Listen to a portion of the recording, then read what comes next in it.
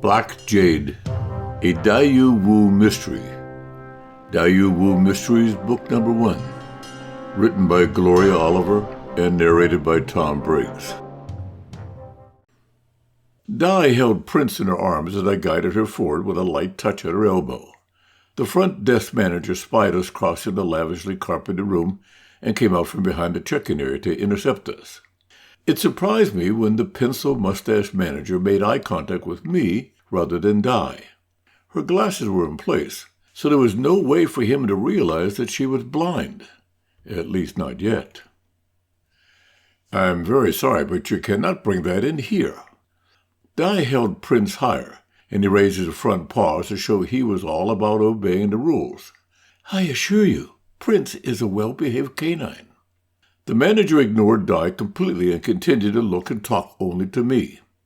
"Sir, I was not talking about the dog." Heat rushed up my neck and into my face as the meaning of his words crystallized in my brain. "We can make arrangements, sir, if we must, but not here, not in public. We have a reputation to maintain, and the sensibilities of our guests to consider. If you depart, then come around the back. I will see what can be done." Di was blind, not deaf. How dare he say such things in front of her? Who was he to make such judgments? My hands curled into fists, my rage building by the second. His expectant and solicitous expression only made it burn hotter. I would show this cur what I thought of his misguided opinions. "Jacques, don't." Di grabbed my sleeve. "It's all right." It wasn't all right. It was far from all right. I shook where I'd stood. It'd be worth a night in jail just to show this bastard some proper manners. "Alphonse, my good man!" A gentleman in his mid-20s came towards us, trying to catch the front desk manager's eye. Clean-shaven with slick-back sandy blonde hair, he wore a black suit with thin gold stripes, a gold vest with black stripes, a black shirt, and a gold tie.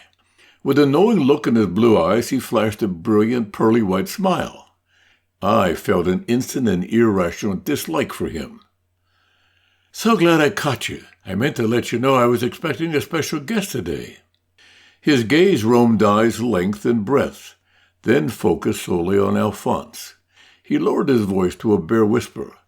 "This is the daughter of Dr. C.C. Wu, the minister of China's legation in Washington, D.C. Alphonse's face paled, and he darted a glance in Di's direction. "She's here incognito, you see, no limousines or fanfare. Now, my father is very keen to get the mineral rights in China.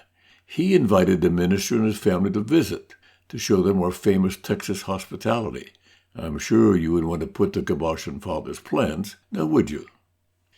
By this point, Alphonse was looking a little green. "No, of course not, Mr. Pierce. I'm very sorry. If I'd just known." Before I could think about what I was doing, I took a menacing step forward.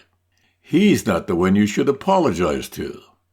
The manager almost tripped in his haste to step back from my aggressively looming presence. Yes, of course." He half turned and looked at Di directly for the first time. "I'm very sorry, madam. Please forgive me for any offense I might have caused. Let me know if there's anything we can do to make your visit more agreeable." He swallowed hard and said, "Welcome to the Adolphus Hotel." He bowed low, his entire posture stiff and awkward. Our savior chuckled softly to himself as the manager scampered away to the safety of the front desk. "I shouldn't say so, but that was a total gas." He flashed Di a big devilish grin. "Alphonse gets a bit too full of himself on occasion." Well, I was sure Alphonse wasn't the only one. "Thank you for your help. Mr. Pierce, was it?" Di set Prince down, keeping hold of the short leash that she attached to his collar. The strap was more for the comfort of others than something Prince needed, much like Di's T-shade glasses. "Oh, forgive me, dollface." Before I could intervene, he took Di's hand in his and kissed it. "Truman Pierce at your service," he said. He lingered over her hand until a warning growl made him release it and step back.